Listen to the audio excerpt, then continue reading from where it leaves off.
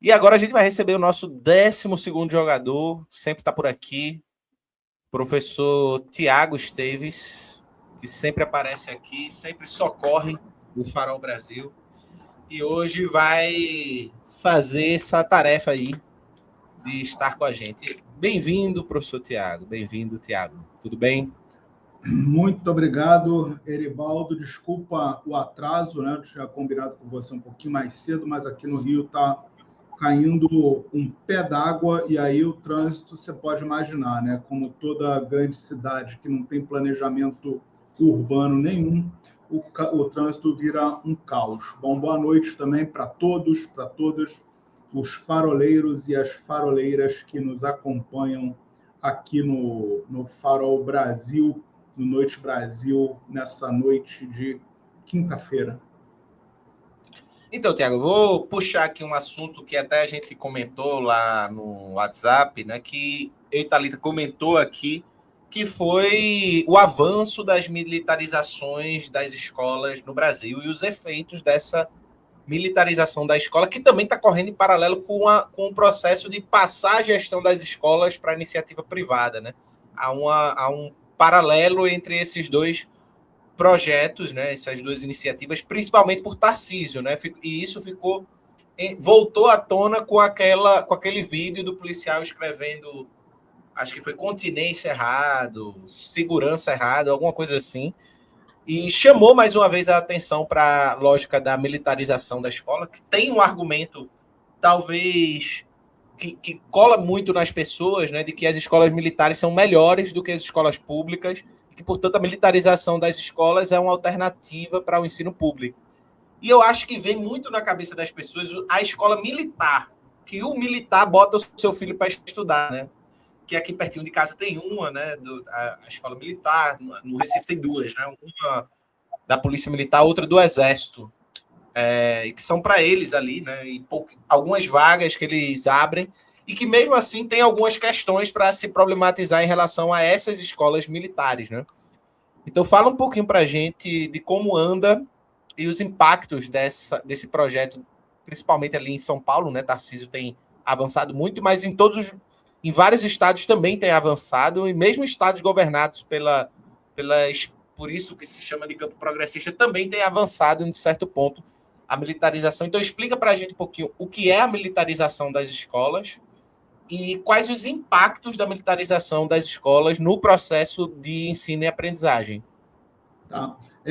Antes de eu começar a explicar para o pessoal o que é essa militarização, né, qual é esse processo de militarização, só para não esquecer disso, porque eu acho que isso é muitíssimo importante, tá? Eu vi com muito cuidado esse vídeo, né, que viralizou lá com os dois policiais militares, né, um ensinando a bater continência, fazer ordem, né, unida e tal, e o outro escrevendo errado no quadro, né, na lousa.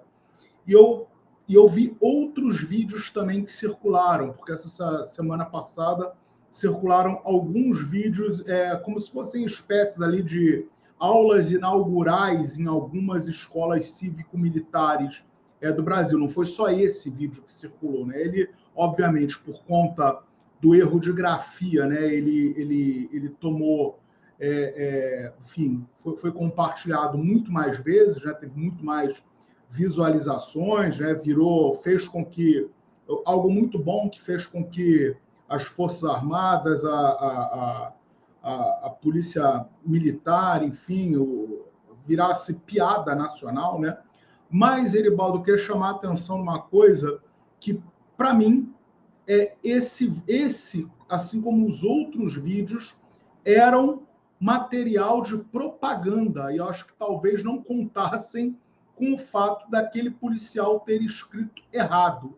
E aí eu vou te falar por quê, né? Primeiro, você via, era claramente que ele estava sendo filmado, esse e os outros vídeos, por terceiras pessoas. Aquilo não foi um aluno que estava ali, igual muitas vezes acontece dentro da sala de aula hoje, né? O aluno que está ali com o celular escondido e filmou. Não foi isso que aconteceu? E havia uma espécie ali de filmagem, ainda que com celular, mas uma filmagem proposital para que fosse propositalmente jogada nas redes sociais.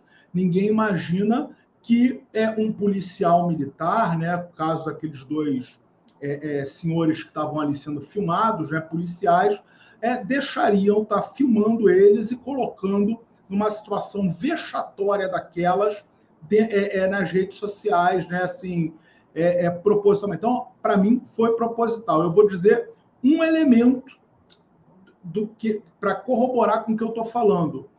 Uma das grandes críticas, Eribaldo, que se faz às escolas cívico-militares é a uniformização que eles promovem nos estudantes. E quando eu estou falando de uniformização, eu não estou falando do uniforme, eu não estou falando da farda, né, como se fala em alguns estados do Nordeste. O que eu estou dizendo é a uniformização dos estudantes, né? Ou seja, determinados tipos de cabelo, determinadas formas de se vestir, né? O uniforme, a farda toda certinha, sapato, né? E isso, se você pegar aquele vídeo, porque logo depois a pessoa filma os policiais ali falando e tal, e joga, ao mesmo tempo, joga a imagem para os estudantes. E aí a gente vai ver meninas de cabelo solto, algo que não é o padrão, tá, Eribaldo, nessas escolas cívico-militares. Meninas de cabelo solto, a gente sabe que as meninas têm que andar, quando não de cabelo curto, tem que andar com cabelo preso, né? Muitas vezes ou em rabo de cavalo, ou com aqueles coques, né? Isso devem fazer aquilo, não podem usar brincos, cabelos coloridos, rapazes com cabelos grandes, né? Eu não tenho cabelo, mas, por exemplo, teu cabelo já seria grande demais para uma escola dessas cívico-militares, os rapazes, né? Os estudantes, sem barba, sem o uniforme, né? Que caracteriza as escolas cívico-militares. Então, eu penso, tá, o Eribaldo, que aquilo ali foi uma espécie, né? Um vídeo de propaganda que saiu do controle. Então, acabou virando essa grande piada pronta que a gente viu durante toda essa semana. E eu achei muito boa. Sabe por que foi muito boa? Porque a gente retomou, né, essa discussão. No início do ano letivo, né, muitas pessoas, inclusive eu penso até que, como usando uma terminologia, né, que se usa muito, né, nos canais de esquerda, nos canais progressistas e no nosso meio, eu penso que aquele vídeo, inclusive, furou a nossa bolha, né? Furou a bolha, enfim, progressista da esquerda. E, inclusive, eu vi nas redes sociais muitas pessoas que eu diria que são de direita, que são conservadores, fazendo críticas pesadas a esse modelo de militarização, inclusive dizendo que não admitiriam os seus filhos, enfim, seus netos, estudando nessas escolas, o que eu já acho um avanço gigantesco. Por quê? Porque a gente passa a ter um grupo fora do campo progressista, fora do campo da esquerda, criticando esse modelo, eu não vou nem dizer modelo, mas, enfim, criticando essa escola completamente fora da curva, que é esse modelo de escolas cívico-militares, que, Eribaldo, algo que é interessante, tá? A gente falar aqui.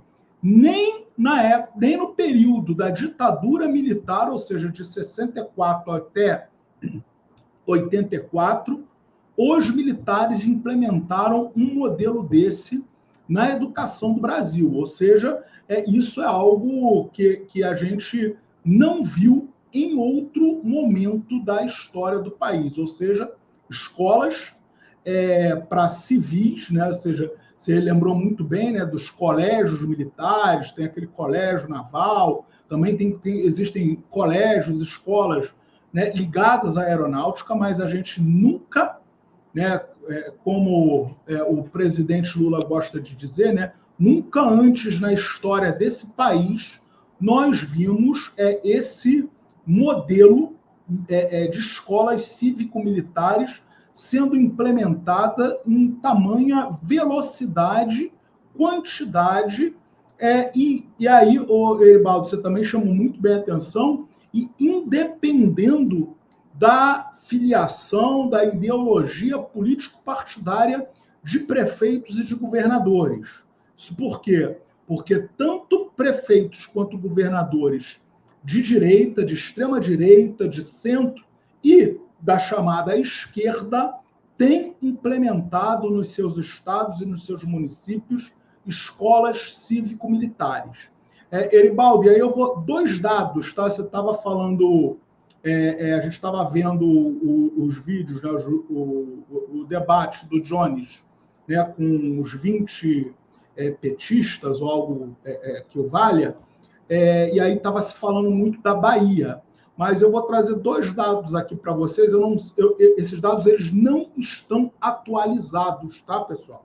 Então, assim, são dados que eles não estão atualizados, mas em um determinado momento, o Ceará, governado pelo Camilo Santana, e a Bahia, governada, eu não me lembro se já era o Jerônimo ou ainda era o Rui Costa, eram os estados brasileiros que mais implementavam, que mais tinham escolas cívico-militares. Tá? Isso acho que é um dado... Ô, Tiago, o colégio que Jones trabalhou no interior da Bahia, ali em Juazeiros, era cívico-militar. Na época era o Rui Costa, o governador. Era o Rui Costa. Então, assim, só para poder... Ou seja, a gente está falando de algo real, não estou inventando nada, não estou tirando nada da cabeça. Né? Então, assim, a gente tem essa questão. Né? E eu trago agora uma grande confusão, Eribaldo, e que, na minha modestíssima opinião, é uma confusão proposital, que, sobretudo, as pessoas da extrema-direita utilizam de má fé, né, que é confundir as pessoas, né, notadamente as pessoas de menor escolaridade, as pessoas, né, enfim, de menor poder aquisitivo, as pessoas que não têm, né, não conhecem o sistema educacional brasileiro, como funciona, e aí usam, né, esse artifício, né, da militarização para poder passar para essa população que aquilo ali é uma escola militar, quando na verdade não é. Né? A escola militar, ela é, como você disse, ela é completamente diferente da escola cívico-militar. Então a gente tem, né, o modelo de escola militar, né, ele é implementado no Brasil ainda no século XIX, ali no final do século XIX, início do século XX, tem uma expansãozinha ali na década de 30 ainda, essas escolas, que eram justamente para isso, né? Como os militares eles têm essa mobilidade, né? Ou seja, eles começam servindo, fazem, né, o treinamento, a capacitação, fazem as escolas de formação em um estado e dali eles são encaminhados, são enviados, né, para outros estados, muitas das vezes ao longo da carreira deles, né, eles servem em diversos batalhões, em diversos locais diferentes. Então, essas escolas militares elas foram criadas para poder receber os filhos. Inicialmente era para filhos, tá? As filhas eram excluídas, não tinha colégio para filha de militar. Isso só muda já na década de 90, salvo engano. E aí você tinha essas escolas para poder receber, para poder dar uma educação para os filhos desses militares. Lembrando que a gente está falando de um período onde não existiam, onde, primeiro, né, a escolaridade ela não era obrigatória no país, nós tínhamos índices, né, de analfabetismo, índices instrucionais baixíssimos, então essas escolas elas acabavam recebendo aí os filhos dos militares e também funcionavam, né, como escolas de formação para esses futuros militares, né, para escolas de formação onde esses filhos de militares ingressavam e aí iam ali até ingressarem na carreira de fato militar, né, como oficiais e tudo mais. Exemplos disso, né, o Colégio Militar aqui do Rio, Colégio Militar de Brasília, né, que na verdade são ligados ao Exército, Colégio Militar, se falou que em Pernambuco tem um colégio militar, né, salvo engano no Amazonas também, então são poucos os colégios militares. Agora, esse modelo de escola cívico-militar, não. Isso é uma novidade que a gente tem no nosso país. E aí, o Eribaldo, qual é a grande novidade, né, que a gente vem? Junto, mais uma vez, a gente não pode acusar a extrema-direita, porque a gente tem governadores, temos prefeitos do campo progressista, da chamada esquerda, que também implementam. Então, assim, como é que você diz que é um projeto de extrema-direita se nós temos governadores, se nós temos prefeitos do PT, do PSB e de outros partidos, enfim, da chamada esquerda, que estão implementando esse modelo nos seus estados, né, nos seus municípios.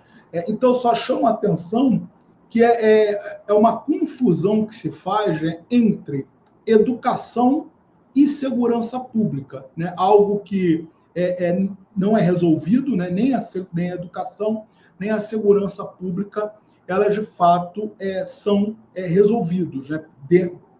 Pelos diferentes governos. Bom, mas o que essas escolas cívico-militares elas acabam fazendo, tá, o Eribaldo, a coisa que eu tenho chamado a atenção para isso é a questão que eu acho que ela vem sendo dado muito pouca importância.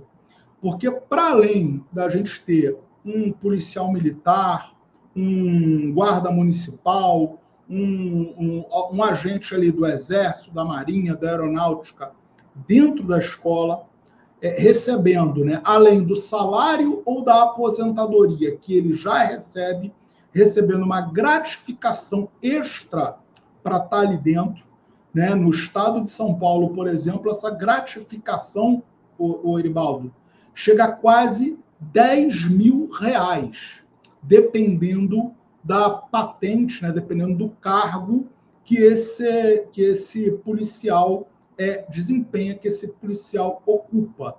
Tá? Então, a gente está falando de valores que variam de 6 a quase R$10.000. O salário base de um professor na rede de São Paulo, na rede estadual de São Paulo, é menos de R$5.000.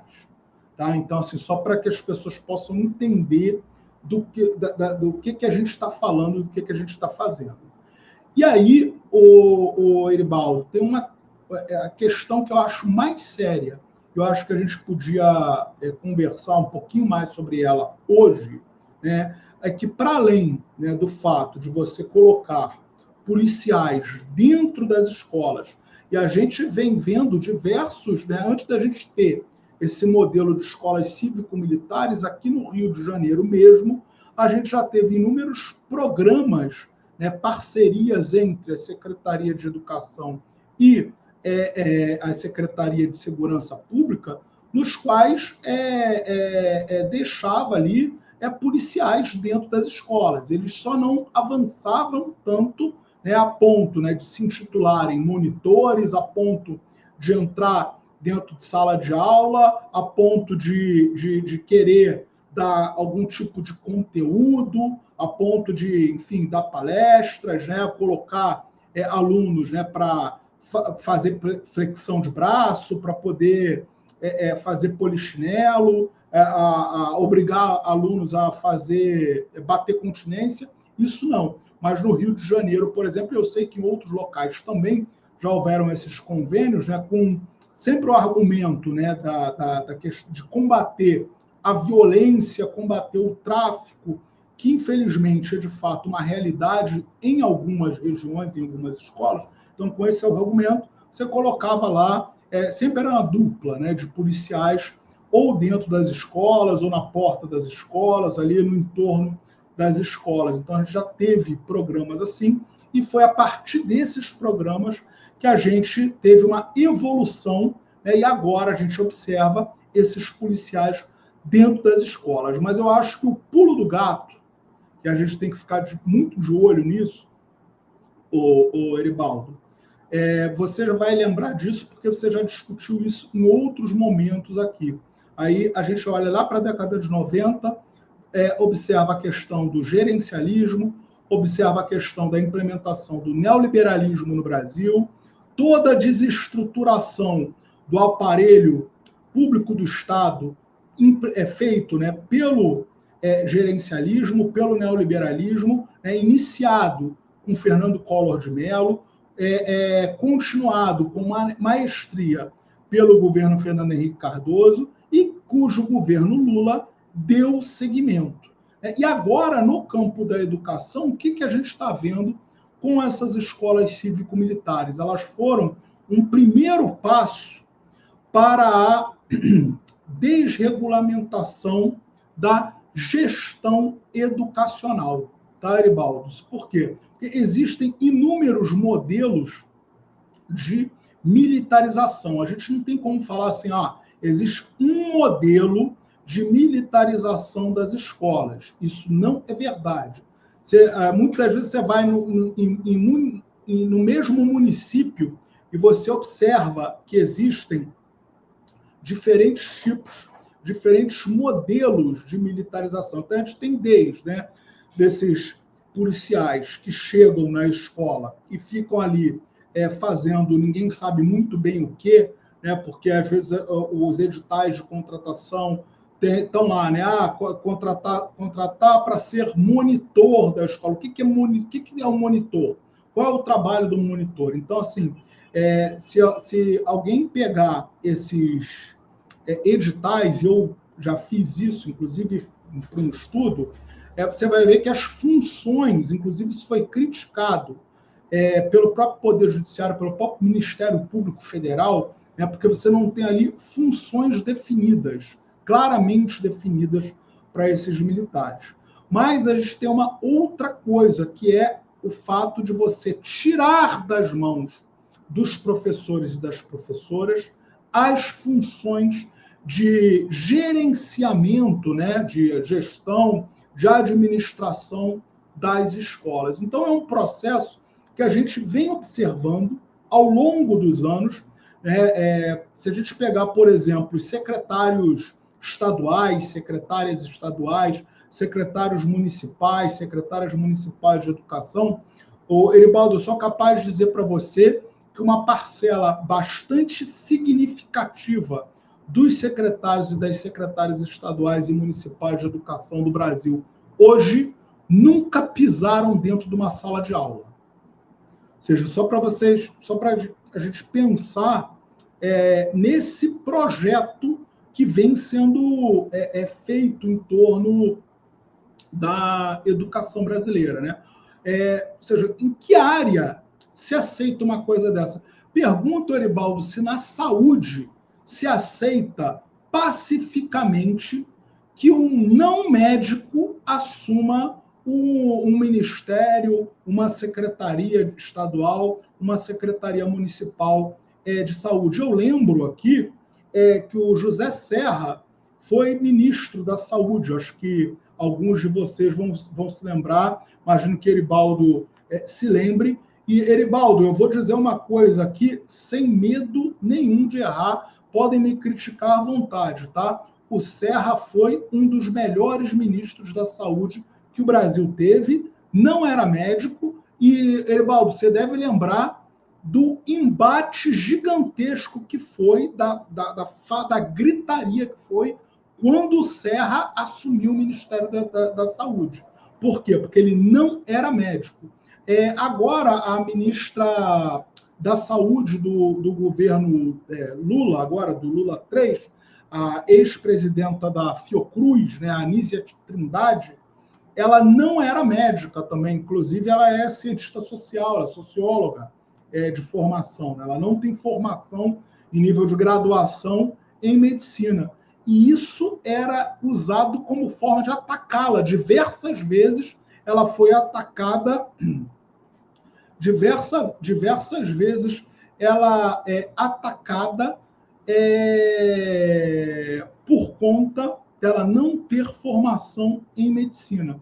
Você imagina, Oribaldo, um ministro da Justiça que não tem a formação em direito. E olha que a justiça, eu penso que é algo bastante peculiar, que poderia facilmente, né, ter um professor, uma professora, um filósofo, um historiador, como ministro da Justiça sem nenhum problema. Você imagina o que se faria nesse país se um não advogado assumisse o Ministério da Justiça.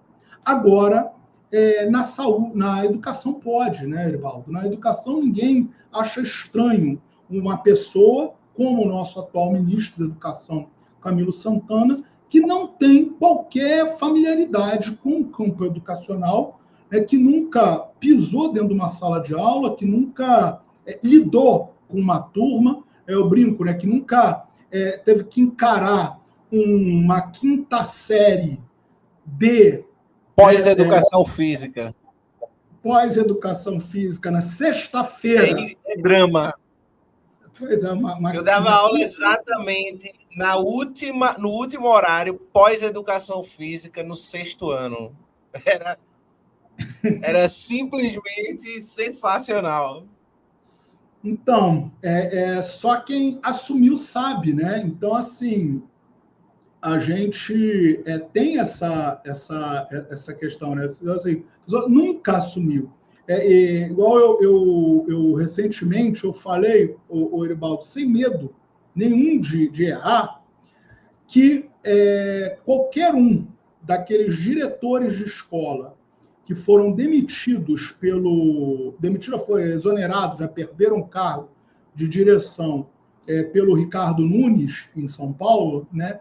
Qualquer um deles seria um melhor secretário de educação que o atual secretário de Educação de São Paulo, que nunca pisou dentro de uma sala de aula. Não à toa, o secretário estadual de São Paulo também nunca pisou dentro de uma sala de aula, Ricardo Feder, né? Então, a gente tem isso se repetindo, né? Ou seja, pessoas, secretários, ministros, secretários estaduais, municipais, que não têm qualquer tipo de familiaridade com o campo de ensino, né? A gente vê advogado dando pitaco na educação, economista dando pitaco na educação, engenheiro dando pitaco na educação, médico dando pitaco na educação, mas a gente não vê, de fato, professores e professoras, pessoas que estão ali no chão da sala de aula, de fato, tendo liberdade para fazer aquilo que eles acham que deveria ser feito no campo educacional, né? Então, assim, e hoje essas escolas cívico-militares, elas vêm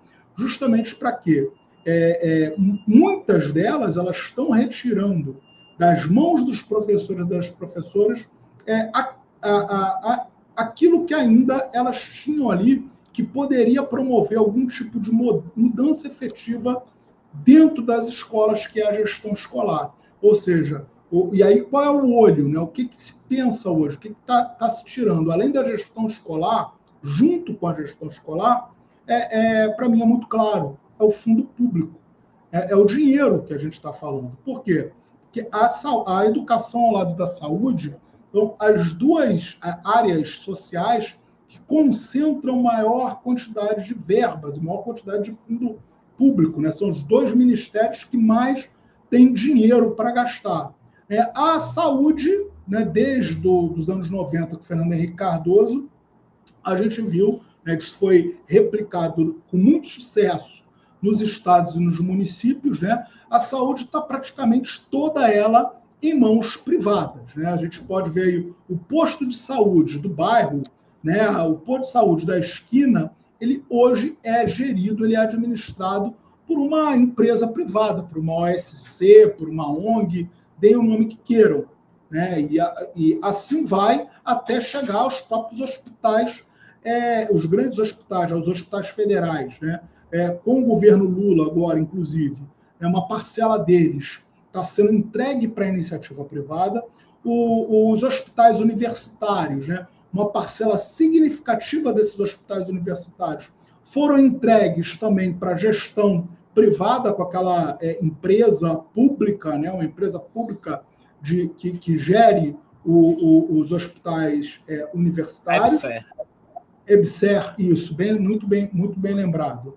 Que foi, inclusive, uma luta gigantesca dos profissionais dos hospitais universitários contra a implementação dessa EBSER. Então, a gente tem teve isso.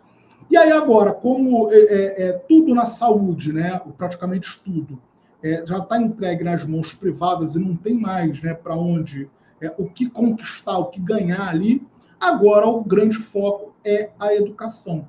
E aí, como forma disso, né, assim, além de desestruturar todo o trabalho docente, por meio das escolas cívico-militares, por meio da contratação de professores, agora a gente tem esse modelo, né, de privatização financiado, né, por estudos, gerido por estudos do BNDES, BNDES esse que é presidido pelo Aloysio Mercadante, ex-ministro da Educação, né, é bom a gente lembrar essas coisas. Então, a gente tem hoje um modelo que tira das mãos de professores e professoras a gestão das escolas. Tá? Em algumas escolas cívico-militares, são os militares que tomam conta, inclusive, dessa gestão. Tá?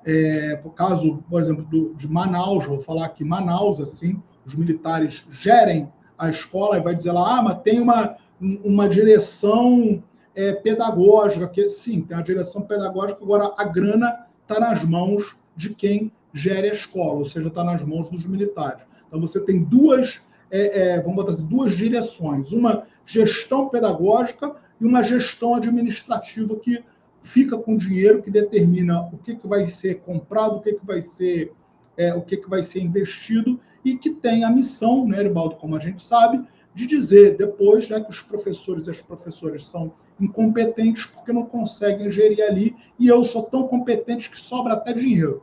Agora, não diz, né, que sobra dinheiro porque você está precarizando o trabalho das pessoas dentro da escola, sobra dinheiro porque você está comprando uma alimentação de pior qualidade para os alunos, porque você não tem ideia que muitos alunos que estão ali vão para a escola literalmente para se alimentar, porque na escola é a única comida, o único alimento de qualidade, né? Sobra dinheiro porque você não sabe, né, o que um aluno faz dentro da sala de aula, e por isso você tem que comprar uma cadeira, uma mesa de melhor qualidade, né? Sobra dinheiro porque você não tem ideia o que é pegar aqueles pincéis, né, essas canetas que agora se usa na maior parte da escola, e você compra uma caneta mais barata. A caneta, muitas das vezes, ela já vem da fábrica, do vendedor, seca, né? Quando você não usa ele 2, 3 vezes, ela secou, então você precisa, às vezes, comprar uma mais cara, mas que vai durar ali muito mais do que aquela mais barata. Então, você coloca, né? Você não tem ideia de qual livro didático é melhor, é pior. Agora, em São Paulo, a gente está voltando a ver isso, né? Materiais didáticos distribuídos com erro, e eu tive dando uma lida no material, Eribaldo, parece material que é escrito por inteligência artificial, né? Eu, enfim, não posso afirmar isso, mas meu feeling de professor, né, de quem está acostumado a ler trabalho de aluno, ler coisas de aluno, diz que aquilo ali, pelo formato, foi escrito por inteligência artificial, e aí para esse material aí é o mais barato, né? Que na educação nem sempre é o melhor, e a gente vem vendo isso acontecer com a educação da nossa, enfim, das nossas crianças, dos nossos jovens, dos nossos adultos que estão dentro da sala de aula. A lógica da educação e saúde não é compatível, né? Se você quer fornecer uma boa educação, uma boa saúde para a sua população, não é compatível com essa lógica de eficiência financeira, né? Porque saúde é muito gasto. É muito gasto. Por exemplo, plano de saúde. Por que plano de saúde amassa o idoso? Porque dá prejuízo para o plano de saúde. É isso. Então, por isso que o plano de saúde, por isso que tem vez ou outro escândalo feito teve da Prevent Senior, coisa do tipo na saúde, né? E na educação a mesma coisa. O material didático, por exemplo, não é a primeira vez que eu vejo falar muito mal do material didático de São Paulo, com Tarcísio. E é isso, assim, você tem que investir para ter uma boa educação, né? Não é compatível com essa lógica, né? Se você botar investimento para ter uma boa educação, inclusive nos professores. Mas eu acho que tem um ponto que tu falou, que é esse processo de retirar dos professores, dos profissionais da educação, poder de gestão da educação, né? De participar da gestão da educação pública, né? E eu não sei assim, mas eu acho que isso é paralelo com o fato de que sempre foi, né, uma profissão muito pouco reconhecida, muito pouco valorizada, até porque é isso, a educação recebe muito menos dinheiro do que deveria, o professor trabalha em péssimas condições, assim, sempre que eu vejo alguém dizendo assim, pô, mas o professor também não faz isso, eu digo, meu amigo, diga que você precisar numa escola sem estrutura nenhuma, aí você e tiver que dar aula para um aluno que só vai para comer porque a situação da família é desesperadora, aí você vai ter condições de julgar um professor ganhando muito mal. Né? Mas além desse drama inteiro do professor, ainda tem o fato de o professor estar paulatinamente, com a ascensão da extrema-direita, se tornando inimigo. Né? Então, a posição do professor ela é previamente vista como ideológica, né? Como comunista, de esquerda, esse tipo de coisa. E, portanto, você tem que neutralizar o professor porque ele é um agente transmissor de subversão e coisas do tipo. Então, você tem que anular o poder do professor. Se tu enxerga isso também como um elemento importante, ideológico, né, para esse processo, ainda que dentro da esquerda, né, no governo Lula, isso não pegue tanto, e tenta explicar para o pessoal que, vez ou outra, aparece gente aqui, já quando eu e Thalita tinha conversado sobre esse tema, a diferença da escola militar para a escola cívico-militar, que está sendo implementada. Né? Até você falou, tem uma diferença, né? Porque alguém até colocou isso. Né? Quando você fala para o pai que vai colocar a escola cívico-militar, o pai acha que o menino vai estudar no ITA. Só que não, né? Muito longe disso. Né? É isso, Ebaldo. Uma coisa importante, eu acho, para dizer, né, sobre essa questão ainda, né, dessa diferenciação, e que acaba pegando, né, muitos pais, porque assim, quem não quer uma melhor educação para os seus filhos, e a gente, né, acho que a gente tem mais ou menos ali, estamos mais ou menos na mesma faixa etária, assim como uma parte significativa da nossa audiência, e a gente sabe o quanto para pessoas que vieram das periferias das grandes cidades, né, o ingresso na carreira militar era a garantia de que você teria um futuro estável, né? Porque, afinal de contas, independente de você ser soldado, cabo, sargento, porque, enfim, era os cargos, os postos onde os meus conhecidos, imagino que você também deve conhecer, enfim, pessoas que foram criadas com você, que acabaram entrando na carreira militar, era o que a gente podia vislumbrar. Né? Ninguém vislumbrava virar... Não tinha nenhum amigo meu que vislumbrava virar general, virar capitão, virar coronel, porque a gente sabia que aquilo ali era muito difícil para que a gente pudesse chegar. Então, o pessoal, às vezes, vislumbrava, era isso, né? 18, 19 anos, passar ali naquela escola de formação, entrar, porque aí você já entra, né, ganhando um salário, você não tem que estudar 4, 5 anos, igual um curso de graduação, para começar a receber. E para quem vem de famílias, né, mais pobres, isso faz muita diferença. Então, eu acho, Moribaldo, que ainda existe, por parte, né, sobretudo dessas famílias mais pobres, né, que menos escolarizadas, que vivem nas grandes franjas das capitais, né, nos subúrbios, esse ideal, né, essa lógica. E, assim, hoje em dia, né, a gente tinha muito essa lógica dos militares. Uma outra coisa que muita gente da minha faixa etária fazia para obter essa estabilidade de emprego era concurso para banco. Banco do Brasil, Caixa Econômica, porque eram ali, né, concursos acessíveis para a gente, né, para ingressar, só que não tem mais concurso para banco, né? A gente, quantos anos não tem concurso para o Banco do Brasil, quantos anos não tem concurso para a Caixa Econômica? Então, o que restou, de fato, né? Para além da questão financeira, ou seja, receber ali um salário de imediato que vai ajudar a pessoa e vai ajudar a família, além de ter essa aura, né, da autoridade, né, botou a farda, então ele vira no bairro, no local onde ele mora, ele vira uma autoridade, ele passa a ser reconhecido, né, tem uma questão ali social, né, em torno dessa questão, né, do militar, seja ele Exército, Marinha Aeronáutica ou das Forças de Segurança, Corpo de Bombeiros ou Polícia Militar, Polícia Civil. Então a gente tem essa questão. E aí muitos desses pais, dessas mães, desses responsáveis acham isso, né, que matriculando um filho num colégio que tem ali militar, não tem ideia se é cívico-militar, se é militar, o que é aquilo. Ele acha que ele vai estar dando ali um futuro, vai estar garantindo um futuro para o seu filho e para a sua filha, quando na verdade não está. Isso por quê, Eribaldo? Isso porque essas escolas cívico-militares que nós temos visto surgir, né, nos municípios e nos estados brasileiros, elas nada mais, nada menos são do que colégios municipais ou colégios estaduais que fazem convênios. E aí eu vou trazer uma questão aqui que eu não sei se muitos sabem. Existem hoje, inclusive, assessorias educacionais. Se vocês entrarem, fizeram uma pesquisa no Google, vocês vão ver isso.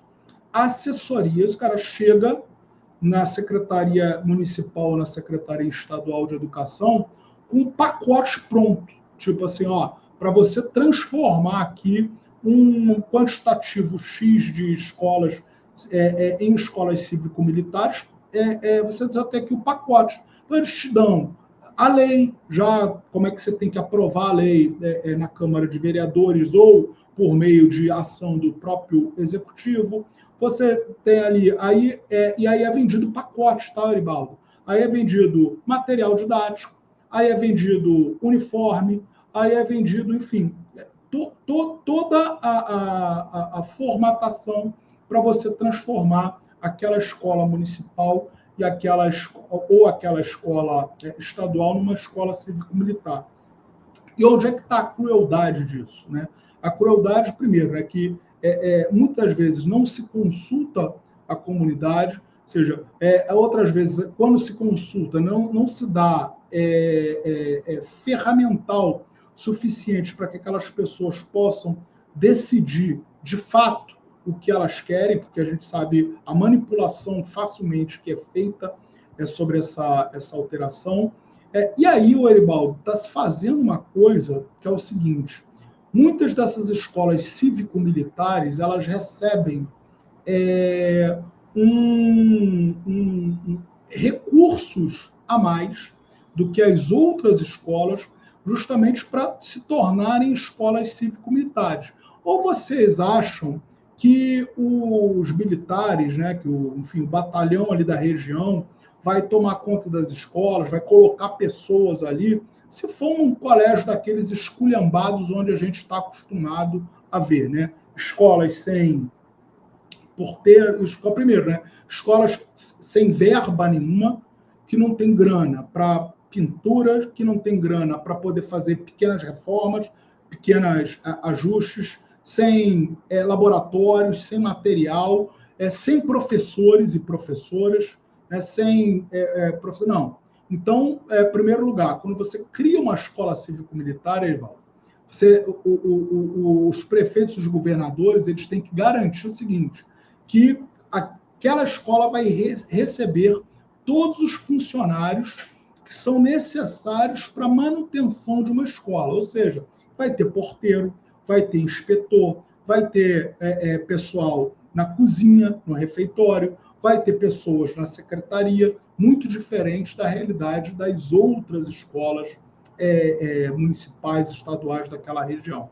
Existem verbas para poder fazer a pintura dessas escolas, para poder fazer a manutenção dessas escolas. Isso tudo por fora. Tá? Além disso, existem esses recursos que são destinados à contratação dos chamados agora, aí está se popularizando esse nome, os monitores, ou seja, esses policiais militares, bombeiros militares, né, muitas vezes aposentados, mas tem casos que eles não são aposentados, ou pessoas ligadas às Forças Armadas, do Exército, Marinha e Aeronáutica, que são lotados nessas escolas, né?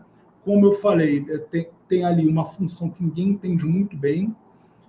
Existe uma série de denúncias, né? Porque o que se diz é que eles estão ali para não dar aulas, né? Até porque eles não têm formação para isso. Para você entrar numa sala de aula, você precisa ter cursado minimamente uma licenciatura em alguma das disciplinas ou ter se formado em pedagogia, né? Então, eles não têm formação para isso, ainda que tivesse um policial militar.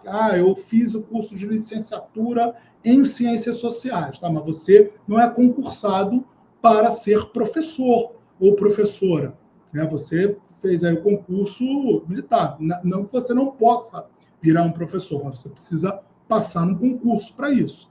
Então, se alega que eles não podem entrar dentro de sala de aula, né? Não estão ali para ministrar conteúdos. Só que, na prática, o que a gente tem visto é que, sim, muitos deles entram dentro de sala de aula, como a gente viu nesses vídeos que circularam, né? Ou seja, os estudantes, em vez de estar tendo aula ali de português, matemática, filosofia, sociologia, história, geografia, biologia, química e física, estavam ali aprendendo a bater continência, enfim, a fazer posição de sentido, ao invés de estar tendo aula, né? Ao invés de estar aprendendo ali algum tipo de conteúdo que ele fosse utilizar depois para, enfim, ingressar numa universidade pública por meio do Enem, por exemplo. Então, assim, a gente tem tido, né, o Eribaldo, essas grandes questões. E aí, para surpresa de quase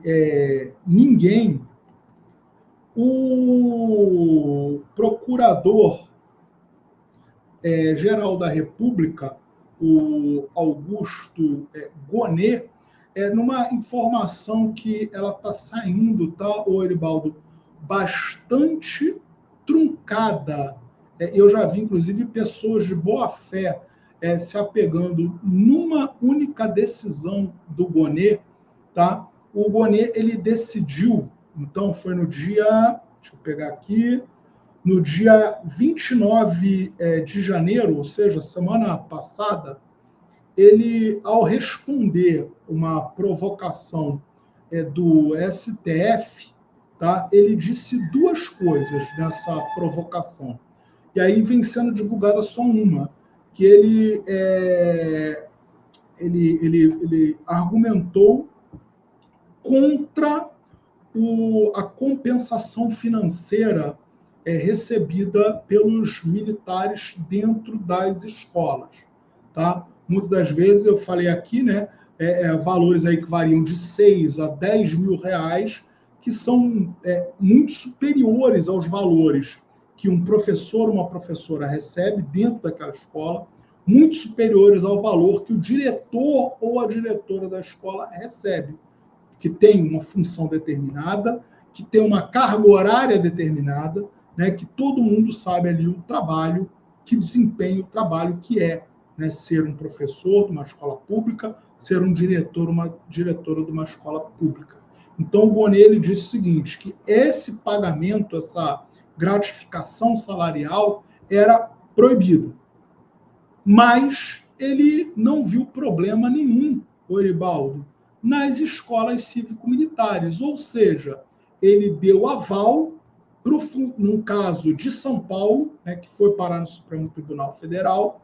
Então, o Paulo Gonet, ele deu aval às escolas cívico-militares, desconhecendo a legislação educacional, porque a LDB ela não prevê como modelo, né, de educação a escola cívico-militar, esse modelo cívico-militar. A LDB prevê lá a educação do campo, a LDB prevê a educação quilombola, a educação indígena, a educação de jovens e adultos, a educação especial, mas não existe na Lei de Diretrizes e Bases da Educação Brasileira, a Lei 9394 de 1996, ela não prevê esse modelo de educação cívico-militar. Então, desconhecendo, ele não cita em momento nenhum na sua decisão, enfim, na sua resposta, no seu parecer para o Supremo Tribunal Federal, ele não cita em momento nenhum a legislação educacional, ele simplesmente diz, né, que o Estado de São Paulo pode continuar com esse modelo de escolas cívico-militares, entretanto, esses pagamentos seriam ilegais. Então, agora a gente vai ver, né, espero que o mais rápido possível, a gente vai ver esse julgamento no Supremo Tribunal Federal, e esse processo ele está nas mãos, salvo engano, o Gilmar Mendes, né, do ministro Gilmar Mendes. Mas, para nossa sorte, o STF é o grande guardião da democracia, né? Então, dá para ficar A gente não pode criticar, porque se criticar, sabe o que acontece, né? Exatamente. Eu queria te perguntar uma coisa que aparece muito nesse debate de educação, que até apareceu aqui no chat já durante a semana, de que as escolas militares elas têm melhores resultados que as escolas normais. E que isso justificaria a adoção de um modelo cívico-militar porque elas têm melhores resultados. Até onde isso é fato e até onde isso tem que ser analisado os dados com um pouco mais de cuidado. E uma segunda questão sobre o MEC. O MEC que entrou no governo com a promessa de acabar com a reforma do novo ensino médio, né, que foi feito lá no governo Temer, e não acabou, né, fez aquela engembrada para dizer que mudou ali alguma coisa, que aprimorou, etc., que não ia acabar. Há uma perspectiva do MEC, há uma sinalização do MEC de enfrentar o avanço das escolas cívicos militares, ou, de certa maneira, o próprio MEC incentiva o avanço das escolas cívico-militares e a administração privada da educação pública? Bom, então vamos lá, Eribaldo. Vou começar do final, tá? Então, qual é o papel do MEC? Então, assim, para que as pessoas entendam, né? Assim, o modelo de gestão da educação no Brasil é um modelo tripartite, né? Então, assim, no caso da educação, a gente não tem somente o governo federal, mas a gente tem os municípios, os governos estaduais e o governo federal, enquanto grandes gestores, né, do sistema educacional brasileiro. Inclusive, o próprio Fundeb, né, que é o Fundo de Desenvolvimento da Educação Básica, ele é um fundo também tripartite, ou seja, botam dinheiro ali os municípios, botam dinheiro o Estado, e a União complementa o Fundeb. Quando a gente para pensar, por exemplo, no Plano Nacional de Educação, a gente tem lá o Plano Nacional de Educação, temos os planos estaduais e os planos municipais. Estou falando isso para quê? Para dizer o seguinte, que no Brasil, tanto os municípios, quanto os estados, quanto a União, são responsáveis, têm as suas responsabilidades sobre a educação. É diferente, por exemplo, no caso da segurança pública, né? Que a segurança pública ela é responsabilidade dos governos estaduais. Eu não estou dizendo com isso que os governos municipais e a União podem virar de costas e problema de vocês se virem com a violência aí, né? Não estou falando isso. Estou mostrando que, no caso da educação, a gente tem essa questão, dessa divisão, né, de responsabilidades. Tanto é que os municípios eles são responsáveis, né, pela educação infantil, ou seja, as creches, até o 9º ano do ensino fundamental. Os estados eles são responsáveis pelo ensino médio, e a União, em tese, né, tem sob sua responsabilidade o ensino superior e a pós-graduação, né? A gestão dessas diferentes etapas de municípios.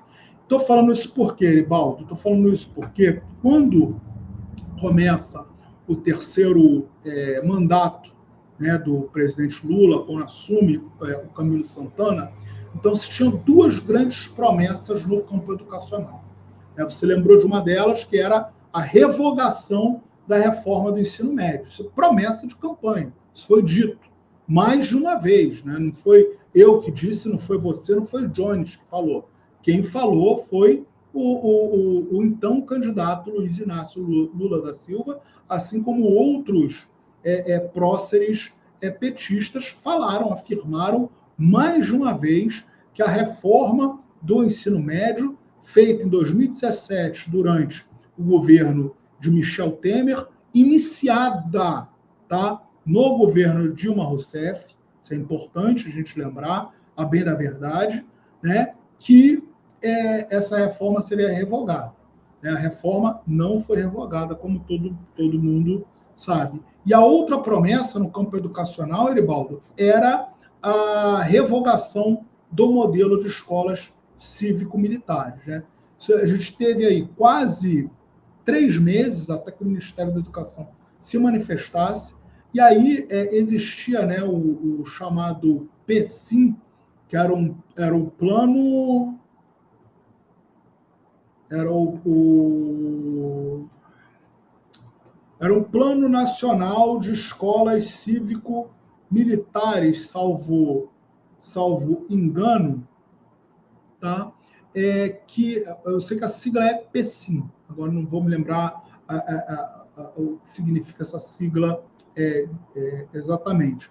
Mas o PSIM ele foi criado durante o governo Bolsonaro, justamente para poder financiar a implementação dessas escolas cívico-militares. O que o governo Lula, o que o atual governo Lula, né, que o ministro Camilo Santana fizeram?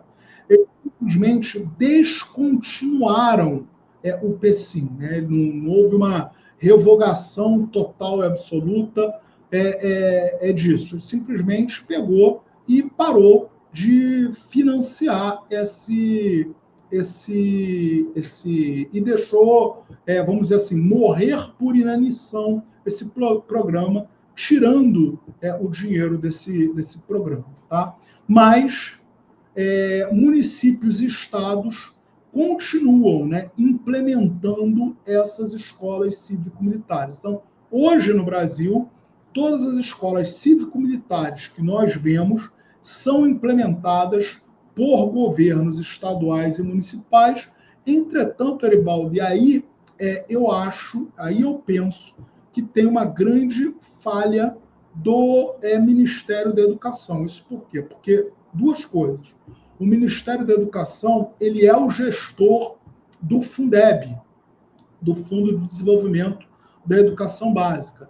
E aí, o Ministério da Educação, não existe uma única orientação do Ministério da Educação dizendo o seguinte, estados e municípios, vocês não podem investir o dinheiro do Fundeb em escolas cívico-militares. Vocês não podem usar o dinheiro do Fundeb, que deve ser usado prioritariamente para infraestrutura de escolas, ou seja, reformas, construções de nova sala de aula, compra de material didático, compra, enfim, de materiais para laboratórios, quadras esportivas, e para o pagamento de profissionais da educação, tá? Vocês não podem usar esse dinheiro para pagar militares para estar na sala de aula. Você não pode usar esse dinheiro para poder beneficiar somente aquela escola do bairro, do município, do estado, que vai ser militarizada ou que foi militarizada. Não existe uma única orientação, Eribaldo, vinda do Ministério da Educação, dizendo que essas escolas cívico-militares funcionam sobre o arrepio total e completo da legislação educacional, que isso é uma completa excrescência, que militar tem que estar no quartel, não tem que estar dentro da escola dizendo o que o estudante A, B ou C, da forma como o estudante A, B ou C pode usar o cabelo, ou deve usar a barba, ou tem que a forma como tem que estar com a blusa, ou como ele tem que estar se comportando no pátio da escola, sabe? Então, assim, isso não existe. Não existe essa normativa. Ou seja, o Ministério da Educação, nesse caso, né, deixou aí de lado algo que ele poderia fazer. Né? Ou seja, estou falando coisas aqui que estariam dentro da atribuição reguladora do Ministério da Educação. O Conselho Nacional de Educação também não se pronunciou ainda, né, sobre essa questão. E aí, o que me parece que é a estratégia, o Eribaldo? É justamente essa, né, a estratégia do eu não decido nada, eu não falo nada, né, porque, afinal de contas, se eu falo alguma coisa, pode ser interpretado como se eu tivesse contra a segurança pública, contra os policiais militares, contra isso, todo esse discurso que a gente sabe. E aí a gente deixa mais uma questão para o Supremo Tribunal Federal regular.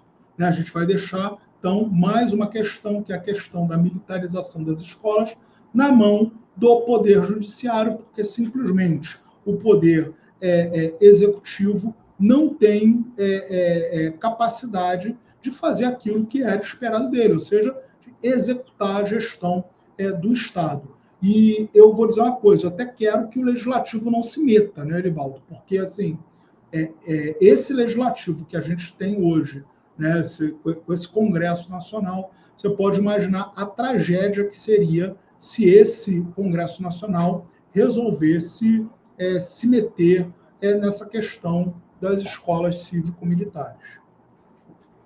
Pois é, inclusive, falando nisso, né, do Congresso, hoje teve uma entrevista de Lula na UOL, né? E passa, eu acho muito engraçado isso, que passa o ano, assim, todo o mandato dizendo que o problema é que o Congresso é horrível, nada vai para frente porque o Congresso não deixa, e o Senado é uma desgraça, e que o Rodrigo Pacheco não presta, e aí Lula falando que gostaria muito que o candidato para o governo de Minas fosse o Rodrigo Pacheco. Eles precisam trocar uma ideia porque ele ainda não desistiu do Rodrigo Pacheco. Eu acho sensacional. Aí tem que reformular o coisa. Não, mas porque o Rodrigo Pacheco não é bem assim e tal. Aí, aproveitando para falar de eleições, qual a tua perspectiva, olhando esse processo eleitoral em construção ainda? A gente sabe que ano de eleição é um ano onde a conjuntura pode mudar muito rapidamente. Mas qual a tua perspectiva para as eleições de modo geral, mas para os projetos de educação a partir dos candidatos que a gente está vendo aí para essa eleição? Como tu vê a educação como projeto para essas eleições de 2026? Eribaldo, eu vou até aproveitar essa tua fala e vou assim, eu ia propor isso para a Thalita depois, mas aí eu já vou falar aqui uma proposta que eu vou fazer para vocês, é que, né, mais para frente, quando as campanhas estiverem consolidadas e elas divulgarem, né, aquele plano de governo, que a gente sabe que não serve para muita coisa, né, mas que, enfim, é algo que é divulgado pela campanha, que, em tese, deveria ser o que o candidato faria ou buscaria fazer quando eleito, para a gente fazer uma análise desses programas de governo. A gente podia até pensar, né, a análise temática, mas posso falar pela área da educação, para a gente fazer uma análise dos programas de governo para a educação. E aí também seria bastante interessante a gente fazer análises, né, do programa de governo para a saúde, para a segurança pública, enfim, para cada uma dos campos, né? Penso que isso seria uma contribuição bacana.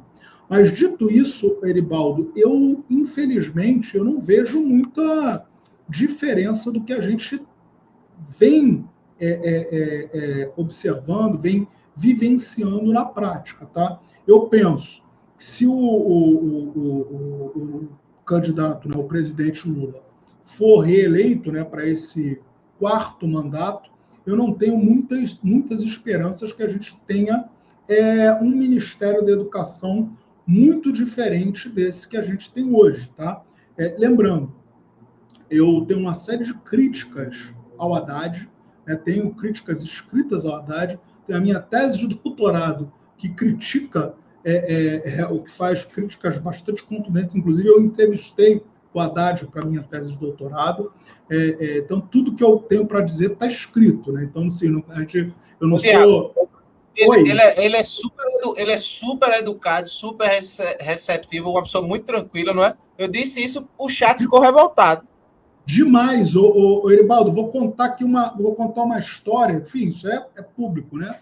Eu fiz o contato com ele, né? Consegui o telefone dele, celular dele, mandei uma mensagem, assim, ele não era mais ministro, né? Eu mandei uma mensagem me apresentando, explicando a minha pesquisa. Ele me respondeu assim muito bem, me respondeu assim, para minha surpresa, tá? Ele me respondeu rápido, sendo bastante amável e se colocando à disposição. Nós marcamos uma ida, eu estava no Rio, então eu marquei uma ida até São Paulo.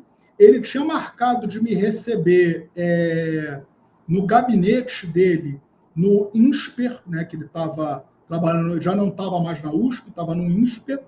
E aí, no dia, ele me mandou uma mensagem pedindo desculpas. Não sei se vocês vão lembrar, o presidente Lula estava preso na época, estava em Curitiba. O Lula tinha chamado ele para uma reunião em Curitiba.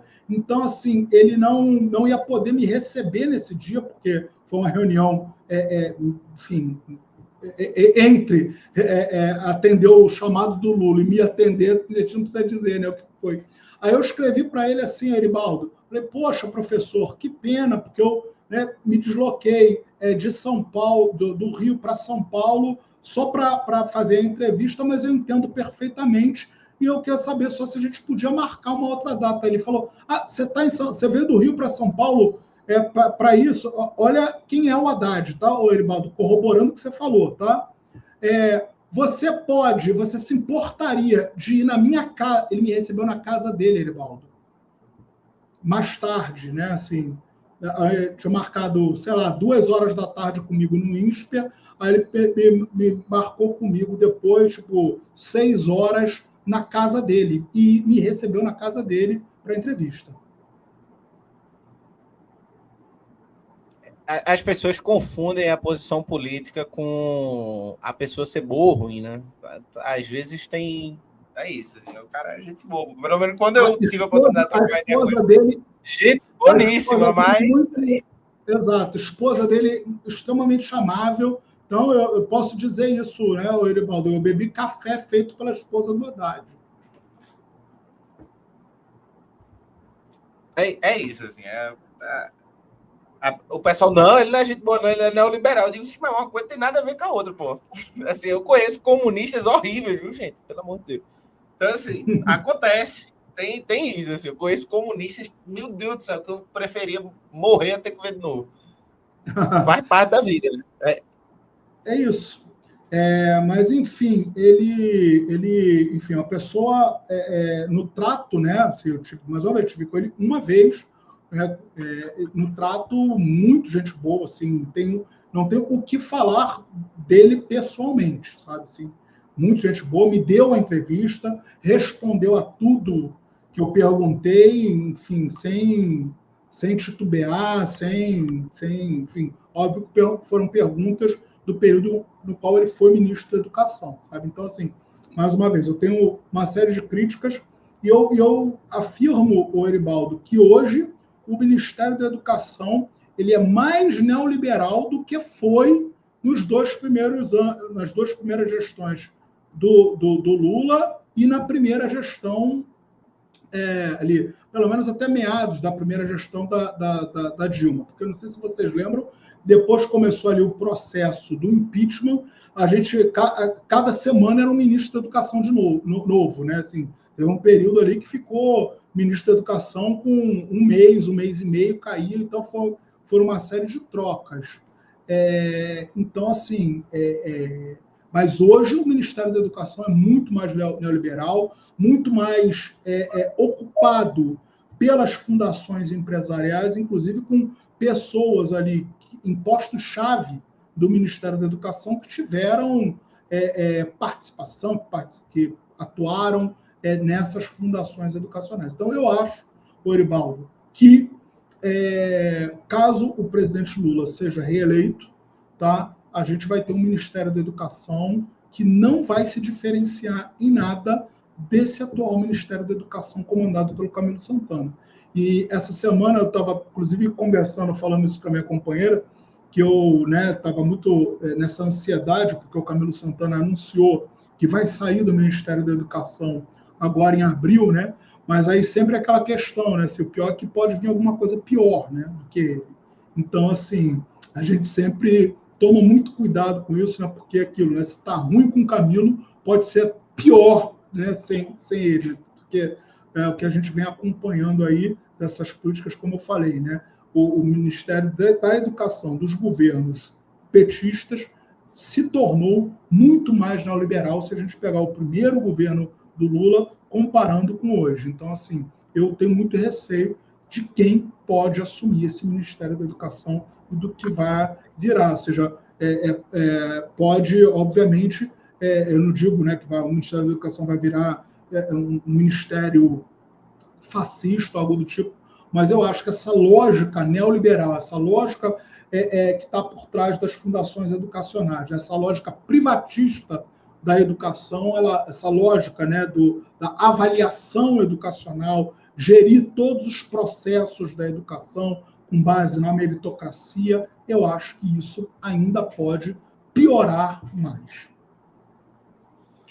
Então, só para a gente ir finalizando aqui, eu queria te perguntar como tu está enxergando, e aí uma pergunta mais aberta, sem ser da educação específica, né, como tu está enxergando o cenário político do Brasil, pensando no futuro, né? Quais são tuas perspectivas? Se está otimista, pessimista, como tu enxerga a correlação de forças, enfim. Bom, o Eribaldo, acho que eu estava vendo, né, estava vindo para casa acompanhando vocês pelo telefone, algo que eu sempre faço, inclusive, né, sempre que eu posso estou ouvindo aqui o Farol Brasil, o Noite Brasil, e eu concordo muito contigo, tá, Eribaldo? Eu acho que não vai ser uma eleição fácil, assim, diferente do que muitos progressistas, né, dizem, eu não sei se creem nisso, mas dizem, que vai ser resolvida no primeiro turno, que está ganho, já tem gente até disputando cargo, né, por aí, quem vai ser ministro, quem vai ser secretário, quem vai ser isso, que aquilo. Então, eu acho que não vai ser uma eleição fácil. Eu não sei se o candidato, ainda tem essa dúvida, se o candidato, de fato, da família Bolsonaro, da extrema-direita, vai ser o Flávio, tá? Concordo com você que a melhor candidata que a extrema-direita tem é a Michelle Bolsonaro, e eles não colocam ela simplesmente por um fato: ela é mulher. Né? Então, assim, acho que o machismo da extrema-direita é tamanho que eles não suportariam apoiar uma mulher como candidata a presidenta do Brasil. Né? E aí eu digo, né, o Eribaldo, para mim, eu só tenho uma discordância com você. Você comentou que ela, sendo candidata a presidenta, ela seria a mais... sim, seria talvez uma candidata muito mais difícil, né? Eu acho que a chapa dos sonhos da Faria Lima, a chapa dos sonhos, né, da grande imprensa hegemônica, seria o Tarcísio de Freitas como presidente e ela como vice. Eu acho que seria muito... Assim, acho que essa chapa seria... A nossa sorte é que a extrema-direita é ignorante, não pensa, é burra, fala besteira, mas, assim, seria uma chapa muito difícil de ser batida. Muito mais difícil, por exemplo, que o Flávio Bolsonaro ou qualquer um dos filhos do Bolsonaro, né? Até porque, enfim, o que essa gente tem, né, de cadáver no armário não é brincadeira, né? Então, por exemplo, vai ter que se explicar sobre muitas coisas. Então, vai ter que explicar a questão da rachadinha, vai ter que explicar a questão da compra dos imóveis, vai ter que, enfim, vão ser escrutinados e vão ter sua vida investigada, né? Então, o que vai aparecer de coisas durante a eleição não vai ser brincadeira. Ainda que, o Eribaldo, para essa gente da extrema-direita, né, para esses apoiadores da extrema-direita, que tem esse falso discurso moralista, né, para eles vão simplesmente dizer que é mentira, que é o termo que eles adoram, enfim, vão falar que não. Narrativa, isso. Vão falar que é narrativa, que não tem prova nenhuma e pronto. Porque para eles é isso, né? Assim, eles acusam os outros daquilo que eles fazem, né? Mas você pode comprovar, né? Você pode ter ali, botar uma imagem, a foto, ter testemunho, ter tudo que vão dizer que é mentira, que é narrativa, que é isso, que aquilo. Mas, enfim, eu acho que o Flávio tem muitos pontos que ele vai precisar se explicar durante a campanha e não vai ter como fugir. Né? Não sei se ele vai conseguir fugir de ter que explicar coisas inexplicáveis. Né? Então, assim, por isso eu acho que ele de fato, deve estar sendo costurado aí outros acordos, outras coisas, para que ele possa ser o candidato. Infelizmente, né, aqui no Rio de Janeiro, ele deve ser eleito sem muita dificuldade, né, senador da República, então eu acho que ele vai realmente concorrer aqui. Mas eu acho que a eleição do Lula não é uma eleição que está ganha, não vai ser uma eleição fácil, né? E, infelizmente, o Eribaldo, o que é esse campo, né, que a gente tem chamado de esquerda radical, eu não sei se vai ter espaço para discutir, para debater, até por conta das regras impostas pela democracia burguesa, né? Ou seja, as regras que foram, inclusive, definidas, né, agora, mais recentemente, pelo Cunha, né, Eduardo Cunha, na presidência, né, que criou aí uma série de empecilhos, né, para o funcionamento efetivo de partidos políticos, né, que não têm ou que têm pouca representação no Congresso Nacional. Então, assim, eu vejo que a gente não vai ter, mais uma vez, um candidato ou uma candidata à presidência da República que tem espaço, e quando eu estou dizendo tem espaço, é aparecer para a população. Porque não adianta você ter um candidato que você vai ver ele 30 segundos na televisão, que quase ninguém mais vê televisão, que vai ter ele 30 segundos no rádio, que ninguém vai mais ver no rádio, um candidato que não participa, né, de debates, que é o grande momento ali eleitoral hoje, um candidato que não tem espaço de verdade nos meios de comunicação da grande imprensa hegemônica e também, né, nos meios de comunicação da imprensa alternativa, porque você acha que alguém vai querer entrevistar, né? Acho que é um candidato que tem ali 0,5%, 1% das intenções de voto. Acho que talvez a imprensa alternativa, sobretudo a imprensa alternativa ligada à esquerda hegemônica, não queira nem dar palanque, né, para um candidato da esquerda radical, porque, enfim, pode ser colocada ali no canto da parede, né, pode se ver ali uma situação ruim para explicar o inexplicável. Então, assim, acho que, ao fim e ao cabo, a gente vai...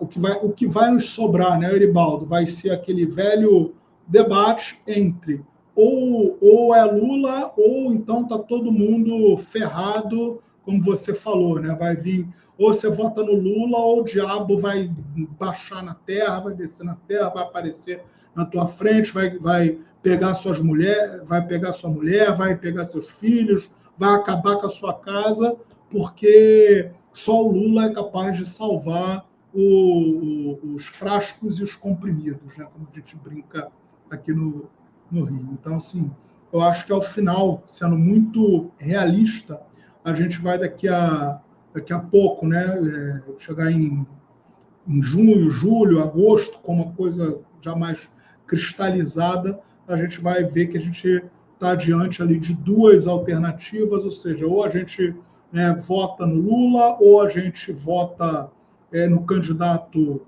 da direita, da extrema-direita, do centro, dos grandes meios de comunicação, ou a outra opção é se abster, né? Não votar, votar nulo, votar branco, porque eu penso que vai ser isso, né? A gente vai ter um Lula que eu não tenho a mínima ilusão, infelizmente eu tenho que dizer isso, né? Eu não tenho a mínima ilusão de que a gente vai ter um Lula cada vez mais ao centro ou à direita, né?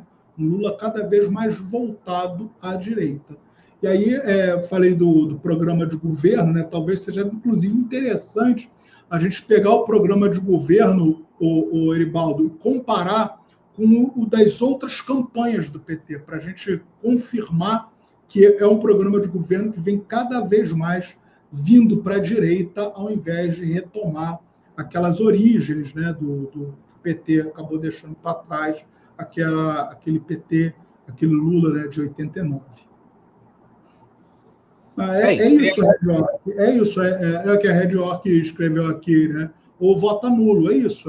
As opções que a gente vai ter são 3 opções, né? Ou opções realistas, né? Que a gente tá dizendo, né? Assim, ou vai ser Lula, ou vai ser o candidato aí do centro, da direita, da extrema-direita, o candidato tudo, né? Porque ele vai ser tudo. Ou, enfim, votar nulo, votar... É isso, queria agradecer demais a Tiago, que topou participar de última hora aqui e fazer essa conversa mais estendida. E dizer que é isso. Em breve estaremos aqui novamente com o Tiago, porque o Tiago está sempre por aqui. Então é um até mais ver, né? É um até daqui a pouco. Semana que vem. É isso. É um até daqui a pouco. Então, Tiago, brigadíssimo. Muito obrigado pela presença. Valeu demais. É isso. Mais uma vez, agradeço a todo mundo, pessoal. E só aqueles que não gostaram muito, Eribaldo, só pedir para xingar com carinho, né? Assim, não achem mal da gente, não. Então, pessoal, muito boa noite. Tem que, vamos qualificar aí o xingamento. Beleza, pessoal. Valeu. Boa noite aí para todo mundo. Abração. Tchau, tchau. Tchau, tchau.